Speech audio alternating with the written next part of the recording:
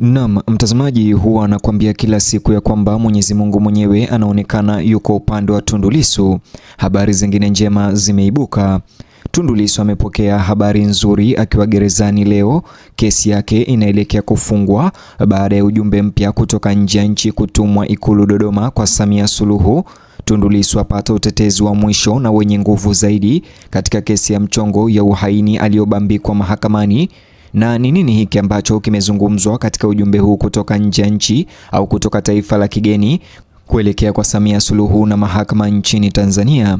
Jiunge nami ni kujuze zaidi mengine yaliyozungumzwa katika ujumbe huo, lakini kama kawaida yetu, like video hii alafu subscribe, kisha niambie unanisikiliza na kunipata vizuri kwa wapi. Kama uko nje ya nchi niambie uko taifa gani, na kama upo humo Tanzania niambie unanipata au kunisikiliza vizuri ukiwa mkoa au maeneo gani. Mwachilieni Tundu Lissu mara moja.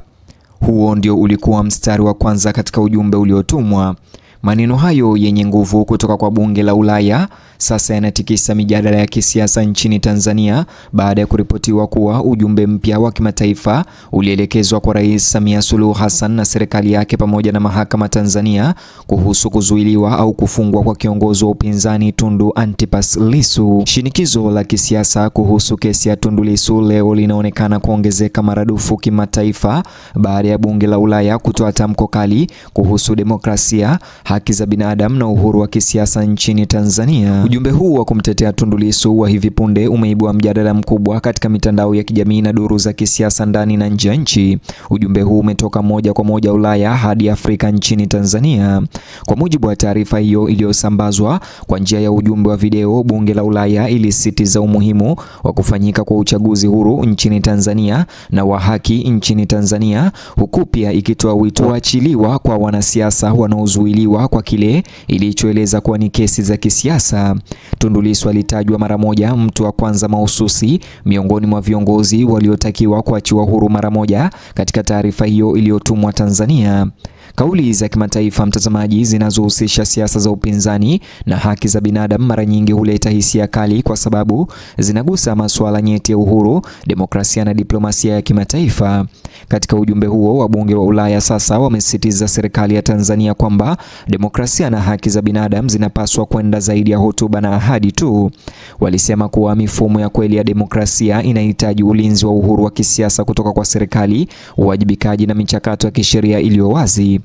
Taarifa hiyo pia imetaka hatua za kidiplomasia na kisheria zichukuliwe ili kuhakikisha uwajibikaji kwa viongozi wanaotuhumiwa kukiuka misingi ya haki za binadamu. Wakati huo huo, bunge la Ulaya limeonya kwamba misaada ya kimataifa inayotolewa kwa taasisi au mamlaka haipaswi kamwe kutumika kwa njia zinazodhuru raia au kukandamiza uhuru wa kimsingi.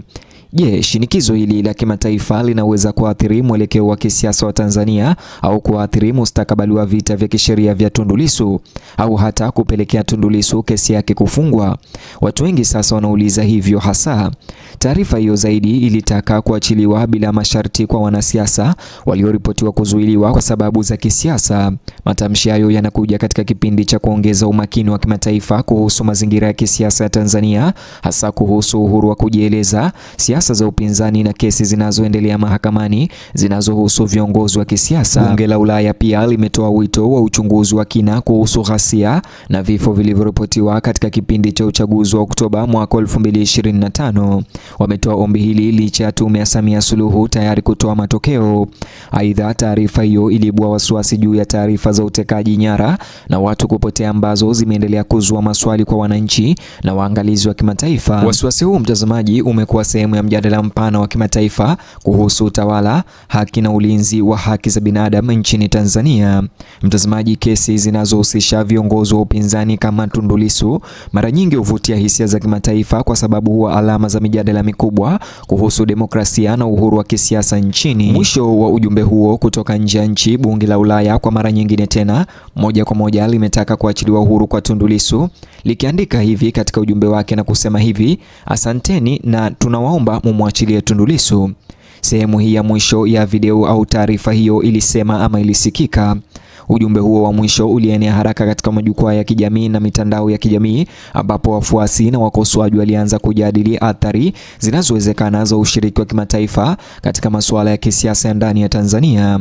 Baadhi ya Watanzania wamefurahia kauli hiyo kutoka Ulaya, wakisema kuwa taasisi za kimataifa zina wajibu wa kutetea haki za binadamu na maadili ya kidemokrasia popote pale panapotokea wasiwasi.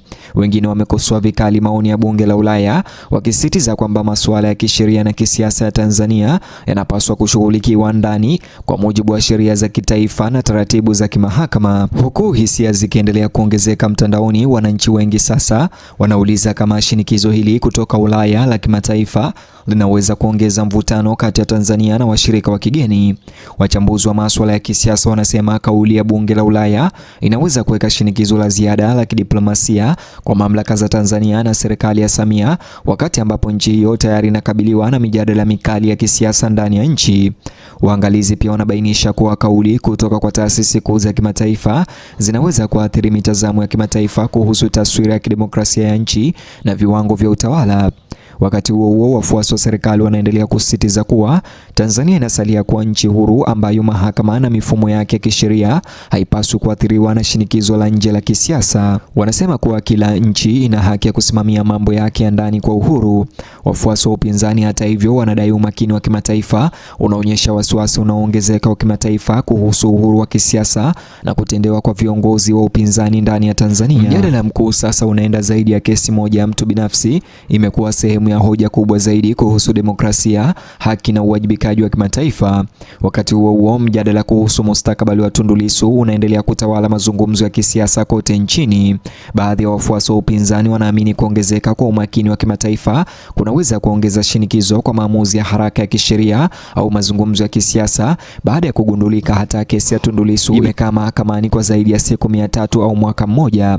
Wengine wanaonya kuwa ushiriki wa kigeni unaweza kuzidisha migawanyiko ya kisiasa ndani ya Tanzania ikiwa haitashughulikiwa kwa uangalifu. Bado wachunguzi wengi wa masuala ya kisheria na kisiasa wanakubali kwamba hali inayomzunguka Tundu Lissu imekuwa miongoni mwa masuala ya kisiasa yanayoihusisha Tanzania katika miaka hivi karibuni, ambayo yamekuwa yakijadiliwa kimataifa na barani Afrika.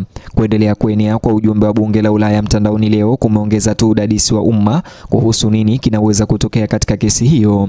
Je, uingiliaji kati huu wa kimataifa unaweza kuwa hatua ya mabadiliko katika vita vya kisheria vya Tundu Lissu, au mamlaka ya Tanzania itaendelea kusisitiza kushughulikia suala hilo kupitia taasisi za ndani? Mtazamaji, tukitamatisha habari hizi, jambo moja linazidi kudhihirika na linazidi kuwa wazi. Kesi inayomhusu Tundu Lissu si suala la kisiasa au la kitaifa tena. Sasa inavutia hisia za kimataifa katika ngazi za juu zaidi, huku mjadala unaokuwa juu ya demokrasia, haki na uhuru wa kisiasa nchini Tanzania ukizidi kutrend nje ya taifa hili. Tukitamatisha habari hizi, kama kawaida yetu, ni juze maoni yako upande wa comment. Je, unadhani Tundu Lissu anafaa kuwa huru na hana makosa, au je, unadhani mahakama iachwe na isiingiliwe na iachiliwe iweze kufanya kazi yake hadi uamuzi utolewe kama Tundu Lissu ataonekana na makosa au la? Vile mtazamaji, na kuomba like video hii alafu subscribe ili kila siku uwe wa kwanza kupatana na taarifa zetu pindi tu ambapo zitaweza kuchipuka. Vile bonyeza box hicho kwenye screen yako kwa taarifa zaidi.